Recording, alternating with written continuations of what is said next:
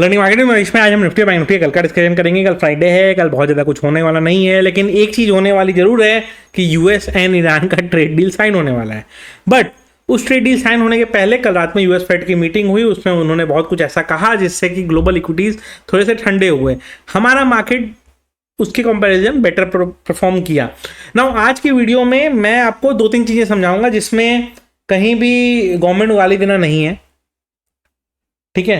और दूसरी चीज़ मैं जो समझाऊंगा उसमें मैं बहुत बड़ा चीज़ ये समझाऊंगा आपको कि कैसे साइकोलॉजी एक्सपायरी डे के दिन हमको बहुत शार्प वे में शफल करनी पड़ती है, ठीक है। तो वो समझाऊंगा सो दैट क्या हो कि आपको थोड़ा सा और क्लैरिटी मिल जाए एंड अकॉर्डिंगली आप अपना मतलब नहीं होता है कि भाई अपना बिहेवियर प्लान कर लें ट्रेडिंग के समय में, तो उसके हिसाब से देखिएगा एंड मैं कोशिश करता हूँ आप लोगों को ज़्यादा से ज़्यादा समझा सकूँ। नाउ यूजुअली मेरी वीडियोस लोग इसलिए जानते हैं कि मैं शुरू में गवर्नमेंट को गाली दूंगा, फिर लास्ट में 2000 मिनट लेवल्स वगैरह बताऊंगा, बट एट द एंड देखिए सबको ये पता है कि मेरा कोर प्रोफेशन ट्रेडिंग है।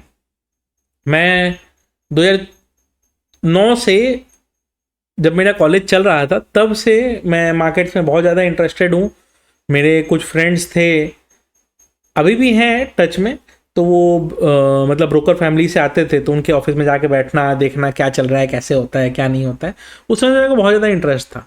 और उसके बाद क्या होता है ना कि आपको डेस्टिनी उसी डायरेक्शन में लेके चली जाती है। तो मेरे सीए के बाद मेरे जॉब्स भी जो हुए वो इसी फील्ड के होते गए, और चूंकि आपको इंटरेस्ट रहता है तो क्या आपको आंसर भी दे पाते हो। तो जनरली क्या होता है कि कोई फ्रेशर्स को उतना आइडिया होता नहीं है, और एक बार एक्सपीरियंस हो जाए उसके बाद तो आपको फिर कोई दुनिया में कोई वो ही नहीं है कि आपको कितना आप आगे बढ़ सकते हो, राइट। तो मुझे उस चीज़ का एडवांटेज मिला, मैंने उसका फ़ायदा उठाया, मैंने अपना जर्नी थोड़ा सा इम्प्रूव करने की कोशिश करी एंड 2014 से डेरिवेटिव ट्रेड करते करते करते करते 18 जाके मैं प्रॉफिटेबल टर्न हो गया। एंड उसके बाद कोविड आया, कोविड में पूरी दुनिया सोशल मीडिया पे आई, तो मैं भी सोशल मीडिया पे आया। आप लोगों ने बहुत प्यार दिया, बहुत स्नेह दिया, अभी मैं उसी कारण थोड़ा सा वीडियोस वगैरह आज भी बना रहा हूँ। और मुझे मतलब बहुत ज़्यादा इंटरेस्ट नहीं आता है आज के डेट में, झूठ नहीं बोलूँगा आपको वीडियो बनाने में, लेकिन बनाता बस इसलिए हूँ क्योंकि मुझे पता है कि काफ़ी सारे लोग हैं जो मेरा वेट कर रहे होंगे, ठीक है। तो वो मैं कोशिश करता रहूँगा आगे भी आप लोगों को इसी तरह गाइड करते रहने का। और मेरा मानना ये है कि ट्रेडिंग ऐसी चीज़ है जो किसी को कोई सिखा नहीं सकता, हर चीज़ का ग्राइंडिंग आपको खुद से करना पड़ेगा, ठीक है। ये मेरा मानना है। तो इसका मतलब क्या है कि जो हम लोग बताते हैं वो बेवकूफ़ी है या हम नहीं बताएं तो ज़्यादा अच्छा है? नहीं, ऐसा नहीं है। देखिए क्या होता है ना कि हम लोग एक्सपीरियंस से लड़ लड़ के सीखे हैं, और आज भी कुछ ना कुछ नया सीखना है, राइट। कभी भी हमारे अंदर, मेरे अंदर तो एटलीस्ट ये फीलिंग नहीं आती है कि हम ब्रह्मास्मि। जिस दिन आता है उस दिन मार्केट मेरे को ठंडा कर देता है, और बहुत बुरी तरीके से ठंडा करता है। मतलब आप विश्वास नहीं कर सकेंगे कि आज भी मैं कभी कभी मार्केट में ऐसे भी दिन जाते हैं जब मैं खुद एडमिट करता हूँ कि यार इतनी बड़ी बेवकूफ़ी मेरे से कैसे हो गई। आज उसी एक बेवकूफ़ी के बारे में आपको बताऊँ जो आज मैंने किया। सोचिए 2014 से कोई ट्रेडर है और 2018 के बाद से अभी तक प्रॉफिटेबल जो चल रहा है, ऑलमोस्ट 8 साल हो गए। क्रिप्टो भी बीच में मैंने ट्राई किया, उस साल 1 साल पीएनएल थोड़ा रेड हो गया था बिकॉज ऑफ क्रिप्टो, बट अब क्रिप्टो एंड इंडियन मार्केट दोनों के ही पीएनएल अच्छे चल रहे हैं।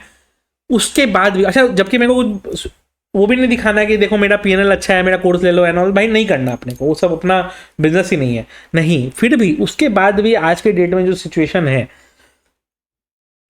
आज भी मिस्टेक होती है, और जब होती है तो बम्पर लॉस होता है। सेंसेक्स का एक्सपायरी था कल, आप लोगों ने नोटिस किया, मैंने बताया था कि प्रीमियम बिहेवियर जो देख के लग रहा है, उसमें देख के ये समझ में आ रहा है कि यार थोड़ा बहुत प्रीमियम थोड़ा सा कम है कंपेयर टू नॉर्मल डेज, तो थोड़ा सा मूवमेंट का डेफिशिएंसी हो सकता है। ये मैंने एक्सपेक्ट किया था, ठीक है। अब मैंने एक्सपेक्ट किया था तो कोई जरूरी तो है नहीं कि मेरे में एक्सपेक्टेशन के हिसाब से मार्केट बिहेव करेगा। तो मार्केट ने क्या किया, मार्केट ने अपना मौका दिखाया। मैंने ग्रुप में एक लेवल अपडेट करा था, टेलीग्राम तो अभी बहुत लोग यूज़ नहीं कर पा रहे होंगे, लेकिन वीडियो मैंने अपडेट किया 77,150 के नीचे मार्केट वीक हो सकता है। तो 77 आया, वो 77 के नीचे एक कैंडल बनना चालू हुआ, तो मैंने ऊपर में जो क्वांटिटी सेल करी थी, मैंने जैसे ही 77 टूटते हुए देखा, मैंने ये नोटिस नहीं किया कि अभी 24 वहां होल्ड किए हुए है, क्योंकि वहां 24,030 वगैरह के आसपास ही है, वहां बहुत दूर नहीं है मार्केट। इसका मतलब मार्केट होल्ड किया हुआ है पोजीशन को। एंड उसके बाद भी मैंने बहुत ओवर कॉन्फिडेंस में आके बड़ी क्वांटिटी सेल करी 77,000 के नीचे, शॉर्ट किया। 77,000 का कॉल ऑप्शन, 77,100 का, 77,200 का, 76,900 का भी सेल कर दिया था। एंड उसके बाद with in A blink of I market थोड़ा सा ऊपर आया। मेरे दिमाग में क्या था, 20 EMA का एसएल, 77,100 पे वो एसएल बैठा हुआ था। मैंने प्लान किया, सोचा कि हम वहां पे एसएल ले लेंगे, बट क्या मेरे प्लान के हिसाब से सब कुछ होगा? नहीं, कभी नहीं हो। मार्केट ऊपर आया, ठीक है, चलिए चार्ट पे चलता है। पॉइंट बाय पॉइंट मिस्टेक बताऊंगा आपको। मिस्टेक से सीखिएगा, डिस्करेज करने के लिए नहीं होते हैं मिस्टेक्स। मिस्टेक्स ये बताने के लिए होते हैं कि आज भी हमसे मिस्टेक हो जाती है। ये जो पॉइंट था, इसके नीचे मैंने जम के सेल कर दिया। उसके बाद ये डोजी बना, ये एक क्लियर कट रिवर्सल कैंडल बना। मेरे को यहीं पे एग्जिट करना चाहिए था। मेरे दिमाग में क्या था, नहीं ये ऊपर जाएगा भी तो 20 EMA पे हर्डल लेके फिर नीचे आ जाएगा। बहुत अच्छी उम्मीद थी मुझे, ठीक है, कि ऐसा मार्केट करेगा मेरे लिए। बट मार्केट मेरे लिए क्यों करेगा? मार्केट मेरा कोई रिलेटिव लगता है, मेरा कोई जानकार लगता है, मेरा कोई दोस्त यार लगता है, क्या लगता है मार्केट मेरा? मार्केट टेक्निकली मेरा कुछ नहीं लगता है। तो मार्केट ने क्या डिसाइड किया, बॉस इसको मजा चकाते हैं आज। मार्केट ने कैसे मजा चकाया? 20 EMA के ऊपर निकलने का मौका नहीं दिया। ये सिंगल कैंडल ब्लिंक ऑफ आई में इतना तेज बन गया, 77,090 से 77,170 तक। अब आप एसएल काटिए, चाहे जो करिए, मार्केट को जहां जाना है मार्केट जा चुका है, ठीक है। ये हुआ। मैंने ग्रुप में उसी समय अपडेट किया कि मैं यार अप मूव में ट्रैप हो गया। कोई बात नहीं, ट्रैप होकर आप एग्जिट कर सकते थे। फिर मार्केट ये और ऊपर गया। फिर ये क्या हुआ, डे हाई पे, फिर से डे की ओपनिंग वाले हाई पे, फिर यहाँ पे बहुत देर हर्डल लिया। मैं सोचा अब हर्डल लिया, अब टर्न करेगा। टर्न किया, नीचे आया, थोड़ा सा नीचे आया, थोड़ा सा नीचे आया, थोड़ा सा नीचे आया, थोड़ा सा नीचे आया, अच्छा खासा ही नीचे आया। ओवर कॉन्फिडेंस,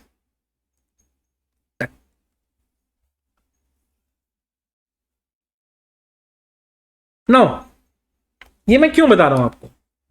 सीधा इतना बोल देता ना, आज इतना रुपया लॉस हो गया, दुख रो लेता। नहीं, मैं आपको बताना ये चाह रहा हूं कि इस सिचुएशन को जो मैंने फेस किया, ये सेम सिचुएशन सबके संग होता है। किसी का ऑप्शन बाइंग में होता है, किसी का ऑप्शन सेलिंग में होता है, सबका होता है। मार्केट में आपका अगर मान लो एक बार एसएल कट गया, तो कट गया मतलब काट लेना है, ये एक्सपेक्टेशन नहीं वेट करना है, और थोड़ा देख लेते हैं तो ये दिखता है फिर। और एक बार जब बुरा कट चुका है तो दोबारा नहीं कूदते हैं, क्योंकि फिर ये इस तरीके से कट जाता है। ये समझाना चाह रहा हूं नाउ।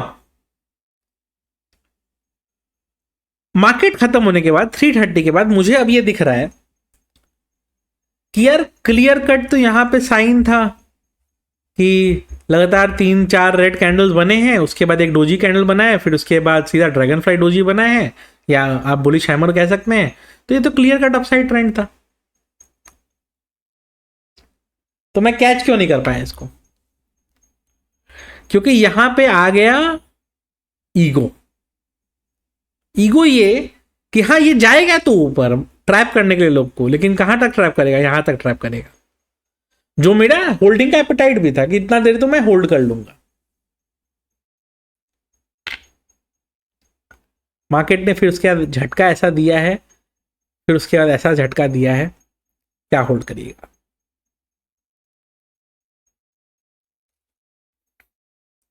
पेनी ऑप्शन सेलिंग, जो हम लोग सोचते हैं कि आराम से पैसा बनता है एंड ऑल दैट, उसको अवॉइड करना पड़ेगा। उसको अगर अवॉइड नहीं करेंगे ना, तो जिस तरह का आज सिचुएशन हुआ, इस तरह का सिचुएशन कॉमन होता रहेगा। आज भी यही हुआ, पेनी ऑप्शन सेलिंग के कारण ही मुझे प्रॉब्लम हुआ है। जो थॉट प्रोसेस है, पेनी ऑप्शन सेलिंग करके अपना आराम से बच जाओगे और थीटा डी के मिल जाएगा, क्योंकि प्रीमियम कम है तो कितना ही मूवमेंट होगा। क्योंकि रीडिंग कल भी यही थी कि प्रीमियम तो कम है तो ज़्यादा मूवमेंट नहीं मिलेगा। यस, नहीं मिला, लेकिन जितना प्रीमियम कम हो चुका था उसके साथ ज़्यादा मूवमेंट मिला। ऑन द कॉन्ट्ररी, वही निफ्टी में सेम मूव्स में प्रीमियम डी के हो रहे थे, बट सेंसेक्स में लगा कि एक्सपायरी का आज की है, क्वांटिटी ज़्यादा कर ली, वो मिस्टेक हो। ये सेम चीज को आप जब तक अवॉइड नहीं करेंगे, कंसिस्टेंसी नहीं आएगी। और ये वो आदमी बता रहा है जो कह रहा है खुद से कि भाई गलती हुई। पोस्ट मार्केट एनालिसिस का मतलब ये नहीं होता है सिर्फ कि मार्केट एनालिसिस करूं और कल का नंबर बता दूं। आज क्या मिस्टेक हुआ ये भी जानना जरूरी है, सो दैट मैं कल ये मिस्टेक ना करूं। और इसका ड्राइवर कौन था? इसका ड्राइवर, इस मूव का ड्राइवर था बैंक निफ्टी। आप नोटिस करिए निफ्टी में डिप्स आ रहे थे बट बैंक निफ्टी में उस तरह के डिप नहीं थे, यानी कि बैंक निफ्टी कंपैरेटिवली स्ट्रांग चल रहा था। जब बैंक निफ्टी कंपैरेटिवली स्ट्रांग चल रहा था, ये मेरी बुलिशनेस नहीं फुलिशनेस थी कि मैंने इस चीज को इग्नोर किया कि लास्ट कुछ दिनों से बैंकिंग ही ड्राइव कर रहा है। एंड कल रात में यूएस फेड ने इनडायरेक्टली हिंट दिया है कि इस बार नहीं बट इस साल के एंड तक 1 से 2 बार वो इंटरेस्ट रेट बढ़ा सकते हैं। ये इनडायरेक्ट उन्होंने हिंट दिया। सेम चीज बैंक ऑफ जापान ने किया है, सेम चीज यूरोपियन बैंक ने किया है, अपने इंटरेस्ट रेट बढ़ाए हैं। और इंटरेस्ट रेट अगर बढ़ता है इंडिया में तो इन्फ्लेशन कम होगा और बैंक्स के लिए वो पॉजिटिव होगा। ये चीज जानते हुए भी कल ये चीज न्यूज मैंने लाइव देखा भी है, सब कुछ किया है, फिर भी मैंने इस चीज को इग्नोर किया। ये मेरी दूसरी सबसे बड़ी गलती थी। पहली गलती क्या? अपने आप को ये समझना कि भाई सही जजमेंट है मेरा। दूसरी गलती क्या? मैक्रो फैक्टर्स को जो दिख रहे हैं कि एक्चुअली में एग्जिस्ट कर रहे हैं, उनको मैंने गलत तरीके से इग्नोर किया। नहीं इग्नोर करना था। चूंकि मैंने उनको इग्नोर किया, उसका ये नुकसान मुझे हुआ है और ये दिक्कत मुझे फेस हुई है। आते हैं कल के लिए क्या डिस्कशन रहेगा। आज मैंने क्यों आपको हम्बली बहुत चीजें समझाने की कोशिश करी, क्योंकि ऐसा दिन रोज रोज नहीं आता है। मोस्टली बाकी सब दिन समहाउ ईगो नहीं फाइट करता है।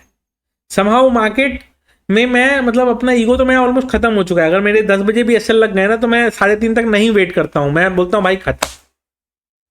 मैनुअल तो नहीं करता हूँ, एल्गो ने 2-4 ट्रेड ले भी ले लिए, लेकिन वो भी कोई एग्रेसिव ट्रेड नहीं होते हैं उनके, तो एसएल टारगेट एकदम डिफाइंड होते हैं। बट मैनुअली मैं जिद पे चला गया था, वो मेरे लिए बहुत बड़ा नुकसान हुआ है। एनीवेज कल के लिए आते हैं डिस्कशन पे। उसके पहले मैं बता दूं कि किसी को अगर मेरे टेलीग्राम ग्रुप का एक्सेस चाहिए तो देखिए अभी तो 22 तारीख तक टेलीग्राम बैन है क्योंकि नीट का पेपर लीक रोकना है। लेकिन अगर किसी को एक्सेस चाहिए, क्योंकि 22 तारीख के बाद तो ओपन हो जाएगा, तो लेमन में अकाउंट ओपन कर लीजिए, एफएनओ ट्रेड कर लीजिए। लेमन में अकाउंट ओपन कैसे करना है? जो हमारे लिंक डिस्क्रिप्शन है उससे अकाउंट ओपन करना है। फिर जब फर्स्ट ट्रेड आप कर लेंगे तो आप मेल भेजिएगा कि भाई ये देख लो, ये हमने मेल कर दिया है। अब उसके बाद आप बताओ कि क्या करना है। ठीक है, अपना फोन नंबर और डिटेल भेज दीजिएगा तो टीम आपको क्या है ग्रुप का लिंक दे देगी, आप उससे ज्वाइन कर लीजिएगा ग्रुप में। बट ये 2-4 दिन बाद का प्रोसेस है, ये आज का प्रोसेस नहीं है, क्योंकि ये तब तक 2-3 दिन आपको केवाईसी और अकाउंट ओपनिंग और फर्स्ट ट्रेड में भी लगी जाएगा ना, तो वो करके रख लीजिए। 22 तारीख में कितना ही दिन बचा है, ठीक है, करिए उसको।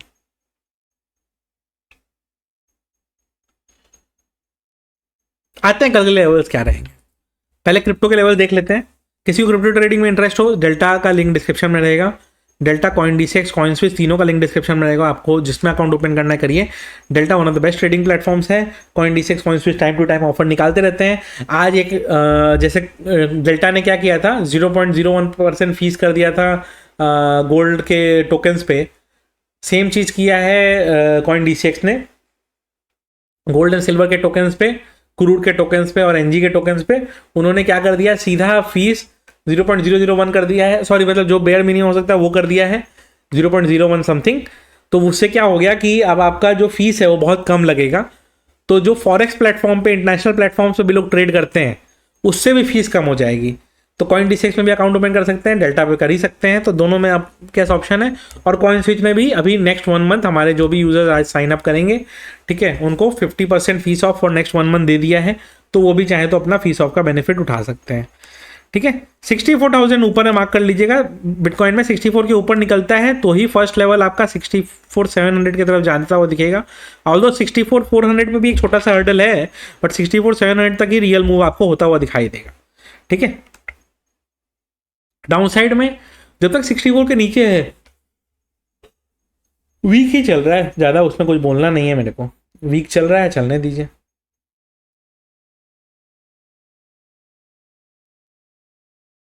ठीक है। एथीरियम, कंपेरेटिवली एथीरियम कम वीक हुआ है, बट इसमें मार्क क्या रखेगा 1720 का लेवल, 1720 के नीचे जाएगा तो वीकनेस आएगा। कंपेरेटिवली निफ्टी सॉरी बिटकॉइन से ये कम वीक है, तो ये थोड़ा बेटर चल रहा है। सोलाना 71 के ऊपर आएगा तो बुलिश व्यू लीजिएगा, नहीं तो जब तक उसके नीचे है नेगेटिव बायस ही इंटैक्ट है इसमें। देखिए डेल्टा में भी XAUT और पैक्सजी जो दोनों गोल्ड के टोकन्स हैं, दोनों में देखिए वॉल्यूम अच्छा खासा बढ़ने लगा है।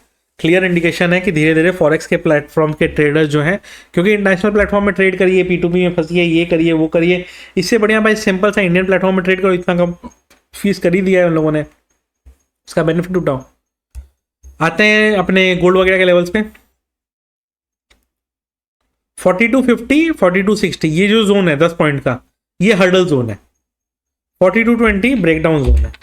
4220 के नीचे अगर मार्केट निकलता है तो 4170 तक का मूव दे सकता है। 4220 30 तो अभी ये चल रहा है, लेकिन 42 50 एंड 60 ये जोन को क्रॉस करना जरूरी है। इसके ऊपर निकलेगा तो सीधा 4300 तक का डोर ओपन हो जाएगा आपके लिए। दोनों लेवल्स के लिए मेंटली प्रिपेयर्ड रहिए। XAG देख लेते हैं, यानी कि सिल्वर। देखिए सिल्वर टूटते टूटते 66 आ गया है।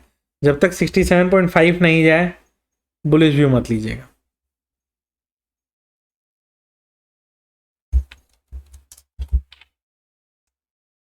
क्रूड बहुत टूट चुका है, जब तक 75 के नीचे है वीक ही रहेगा। ठीक है। डेल्टा कॉइन इंडेक्स कॉइंसिस तीनों का लिंक डिस्क्रिप्शन में रहेगा, अकाउंट ओपन कर लीजिए। आते हैं निफ्टी बैंक निफ्टी के लेवल्स पे कल के लिए।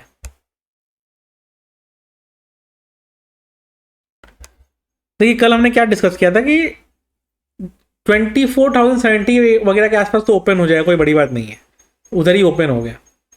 24,100 के ऊपर टीका तो 24,180 तक का इजी मूव मिल जाएगा। बट ये हुआ कब? ये हुआ है आपका मार्केट क्लोजिंग के तरफ। कल के लिए क्या मार्क करके रखना है? 24,180 का लेवल ऊपर में, उसके ऊपर निकलता है 24,250 24,320 तक का आपको मार्केट मूव करता हुआ दिखाई दे सकता है। डाउन साइड में 24,130 का लेवल मार्क कर लीजिएगा। 24,130 के नीचे निकलता है तो 24,075 फिर 24,000 तक आपको मार्केट मूव करता हुआ दिखाई दे सकता है। दोनों लेवल्स के लिए मेंटली प्रिपेयर्ड रहिएगा। ऑप्शन चेन एक बार देख लीजिए तो ज़्यादा क्लैरिटी आ जाएगा आपको। 24,150 135 एंड 98, ठीक है, यानी कि 35 पॉइंट्स एक्स्ट्रा प्रीमियम, यानी कि 185 पे चल रहा है। अब लास्ट टिक अगर आप नोटिस करेंगे तो वो 180 के पास ही लगा है। इसका मतलब क्या, फ्यूचर्स में कोई एक्स्ट्रा प्रीमियम नहीं है। कल ओपनिंग पे ये प्रीमियम एडजस्ट होते हुए आपको दिखाई देंगे। इसका मतलब ये है कि एक्स्ट्रा प्रीमियम नहीं लेके मार्केट गया है। बुलिशनेस अगर आता है तो प्रीमियम्स मूव बहुत शार्पली करेंगे, क्योंकि मार्केट में कोई एक्स्ट्रा प्रीमियम नहीं है जो कि डिके होगा फिर आपको मूव मिलेगा, वो सब सीन नहीं है। एक्स्ट्रा प्रीमियम ही नहीं है, तो जब मूव आएगा तो बहुत शार्प प्रीमियम में मूवमेंट आएगा। अब मूव आएगा कि नहीं आएगा वो तो कल पता चलेगा, क्योंकि देखते हैं ईरान और यूएस का ट्रेड डील साइन होता है कि सॉरी पीस डील साइन होता है कि नहीं होता है।